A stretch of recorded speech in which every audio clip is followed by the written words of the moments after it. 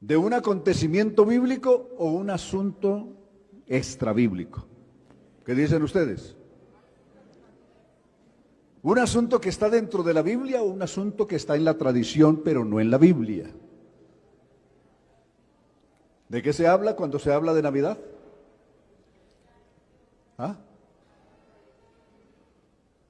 ¿Existe la palabra Navidad en la Biblia?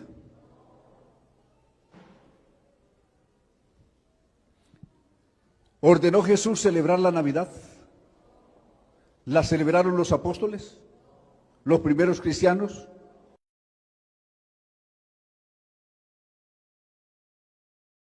Vemos qué mandó Jesús que guardáramos y que recordáramos. Y entre ellos no está la Navidad.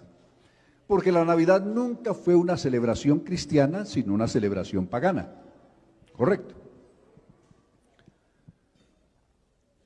La palabra Navidad como tal, con el nombre de Navidad, solamente nace a partir del siglo VIII después de Cristo y nació en Alemania, en un pueblo que se llama Hessisch. Hessisch se llama el pueblo donde nació la palabra Navidad en Alemania. 8 siglos después de Cristo. Quiere decir que por 8 siglos en el mundo nadie hablaba de Navidad. Los romanos hablaban de la fiesta saturnaria. Celebraban para el 25 de diciembre, los romanos celebraban el nacimiento de Saturno, un dios pagano.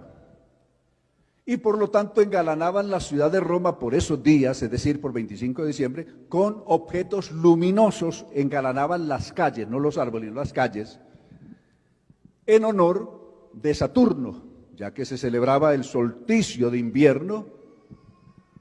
El solsticio de invierno es el día 21 de diciembre, es el solsticio de invierno, es decir, ahí termina otoño y comienza invierno en la región nórdica, en la parte norte del mundo.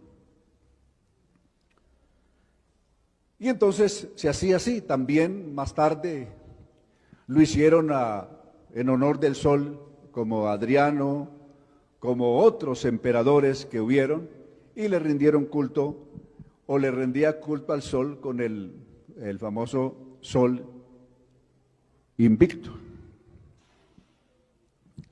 que según ellos el sol también había nacido un 25 de diciembre. Entonces le rendían culto al sol. Los antiguos babilonios le rindieron culto a otro dios pagano el 25 de diciembre, que supuestamente había nacido el 25 de diciembre, que fue el dios Tamuz. De Ezequiel capítulo 8, verso 14, allí se habla de Tamuz.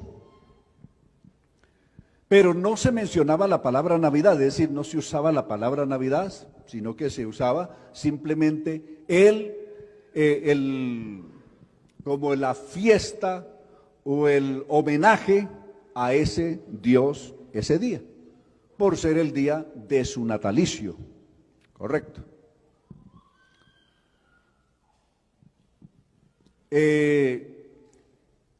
También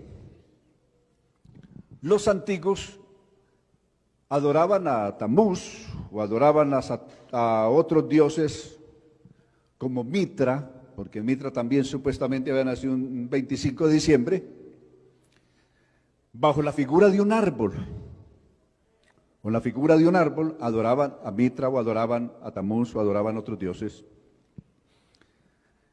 Y ese lo recogemos de Jeremías capítulo 10. Veamos cómo hacían los paganos ese día cuando celebraban supuestamente el natalicio de su Dios, ya fuera Mitra, ya fuera cualquier otro Dios, o Saturno o cualquiera.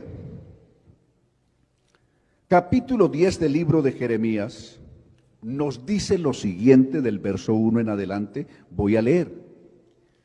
Esto, como era un culto a un dios que provenía del espacio, por ejemplo, Saturno era un dios del espacio, entonces al lado de Saturno adoraban todas las estrellas. ¿Quiénes celebraban ese culto de adorar a Saturno bajo la figura de un árbol?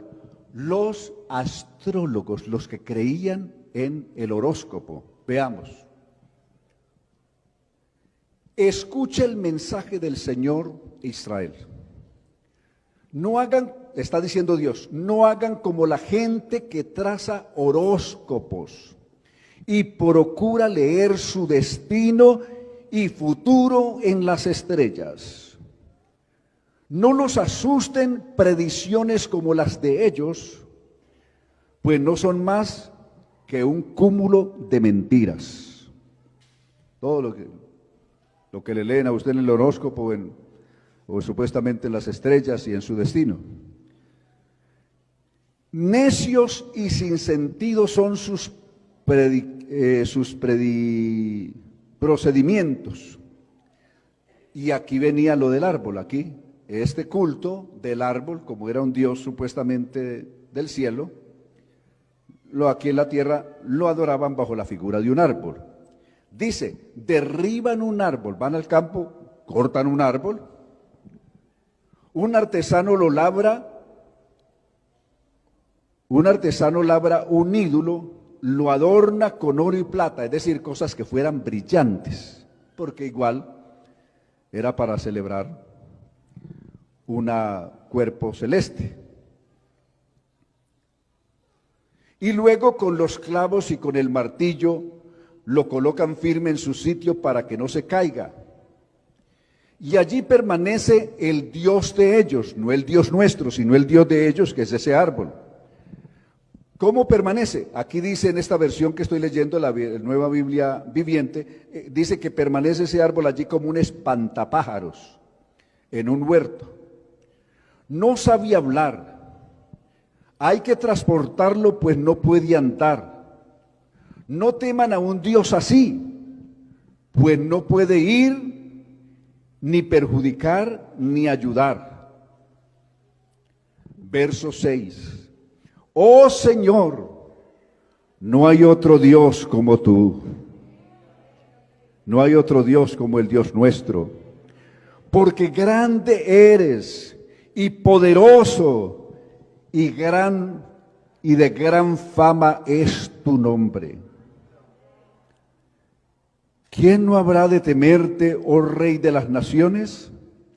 Y solo a ti corresponde ese título, es decir, el título de Dios solamente le corresponde a Dios.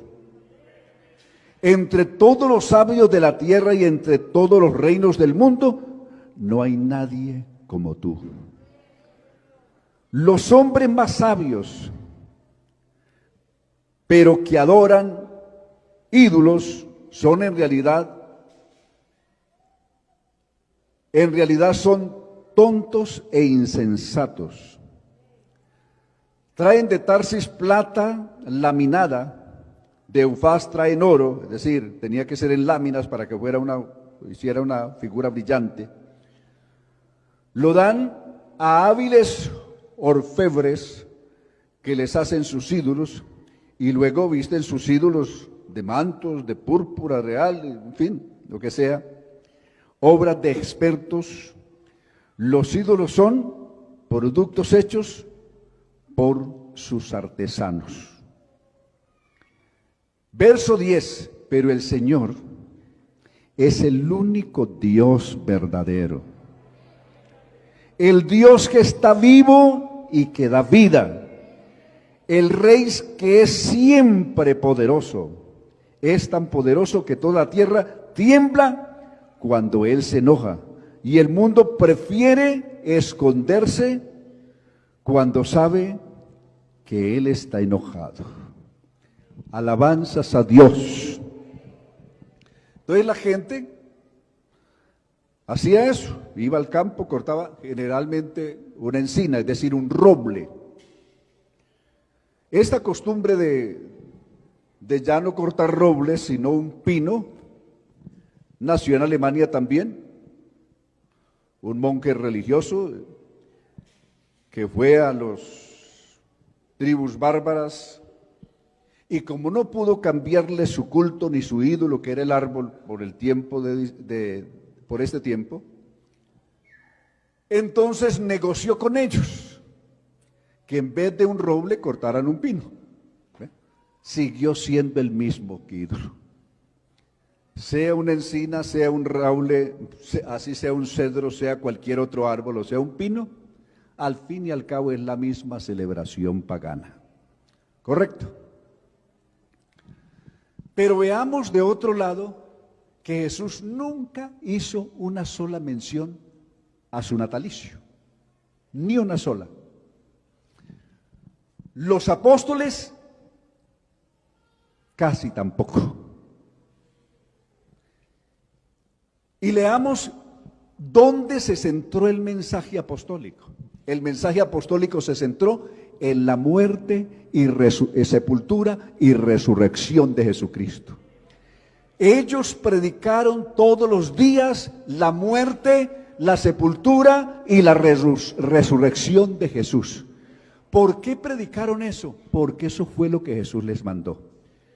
Veamos cómo se los mandó Jesús, qué fue lo que Jesús les mandó a predicar. Leamos con 1 Corintios capítulo 11, veamos del verso 23 en adelante, el texto que tomamos cuando celebramos la cena del Señor.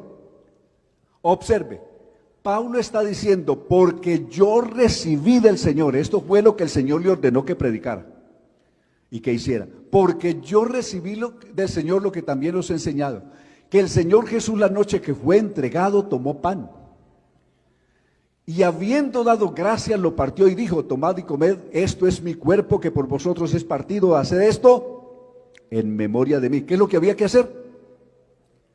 Haced esto ¿qué es lo que había que hacer en memoria de él?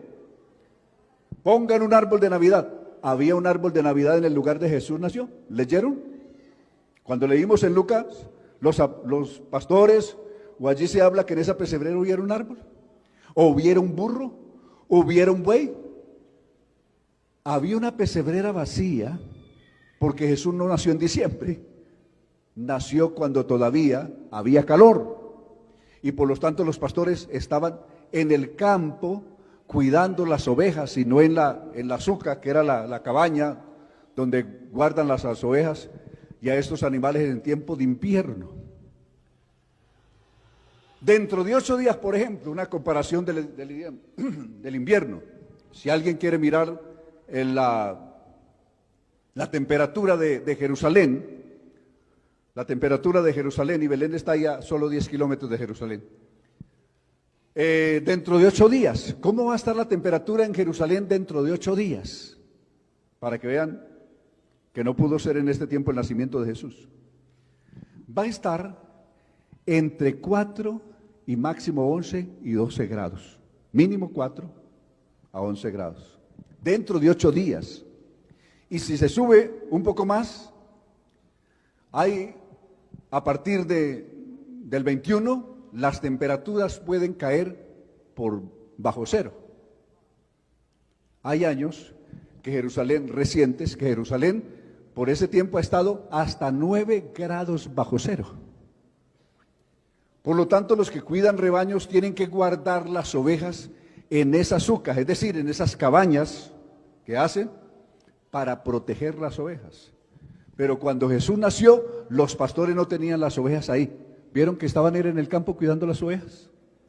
Fue un ángel el que les dio la noticia y cuando el ángel les anuncia, ellos vinieron a ver qué es lo que había pasado ahí en la suca, es decir, en la cabaña o en la pesebrera. Pero ellos estaban en el campo. Correcto, porque Jesús no nació en este tiempo. Correcto. Bien. No habían ovejas, y si no habían ovejas, pues menos bueyes y menos burros. Los burros los encuentran en otro lado, pero no ahí. Correcto. ¿Había algún árbol por ahí? No, era una cabaña para cuidar ovejas. ¿Cuál árbol había por ahí? Todo eso es un invento de la tradición, proviene del paganismo y no proviene de Dios. Pero nosotros hemos aprendido a creerle a Dios, sino a los hombres. Nosotros nos convertimos un día para obedecer el evangelio glorioso del Señor Jesucristo y no las tradiciones de los hombres. ¿Correcto? Alabanzas a Dios. Pero lo importante, lo trascendental del Evangelio es que no centra su atención en el nacimiento de Cristo, sino que toda la atención del Evangelio, del mensaje del Evangelio, se centra en la muerte, la sepultura y la resurrección de Jesús. Veamos los textos. Veamos algunos textos. Primera de Corintios, capítulo 15, verso 20.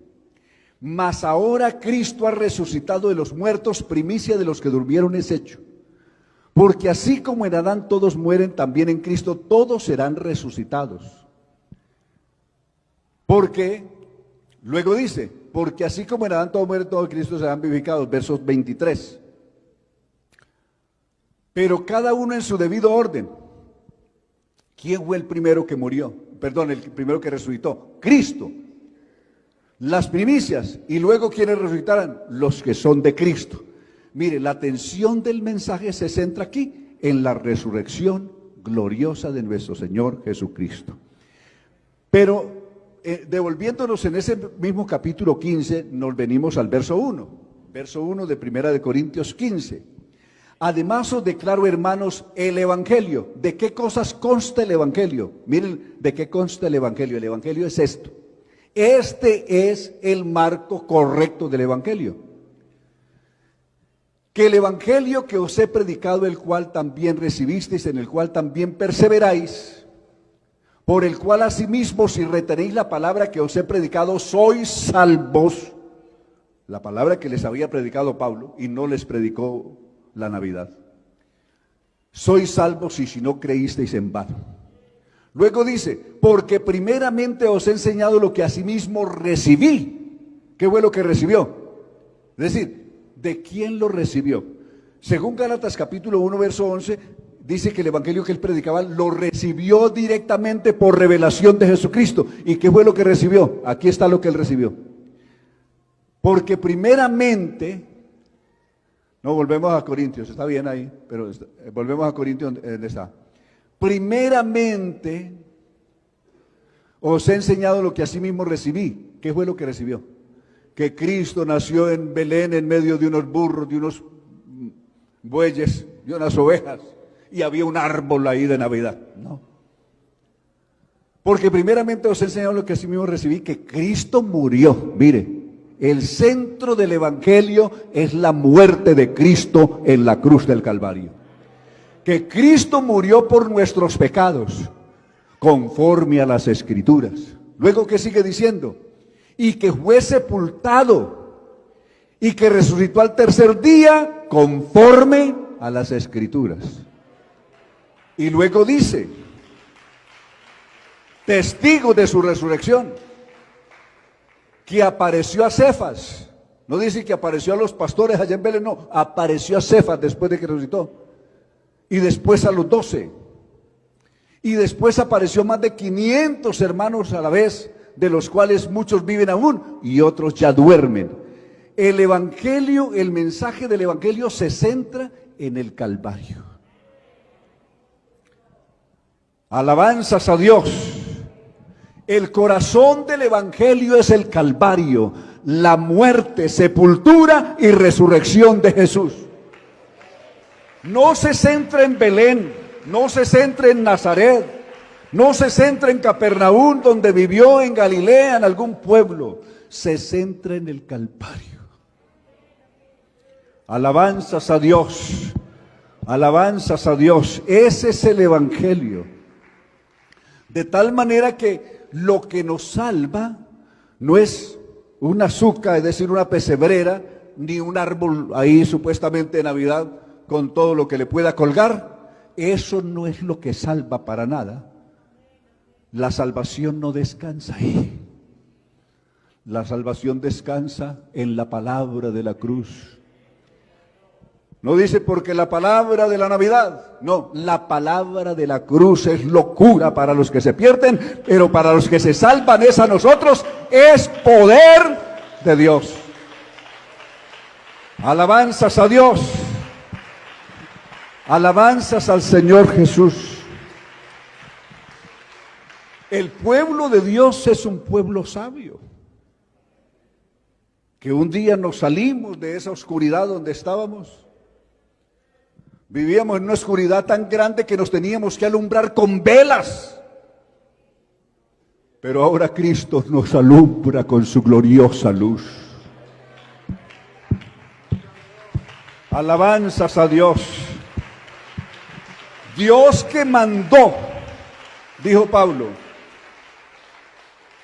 Dios que mandó que de las tinieblas resplandeciese la luz, es el que ha resplandecido en nuestros corazones por ese glorioso evangelio que nos ha sido dado de parte de Dios.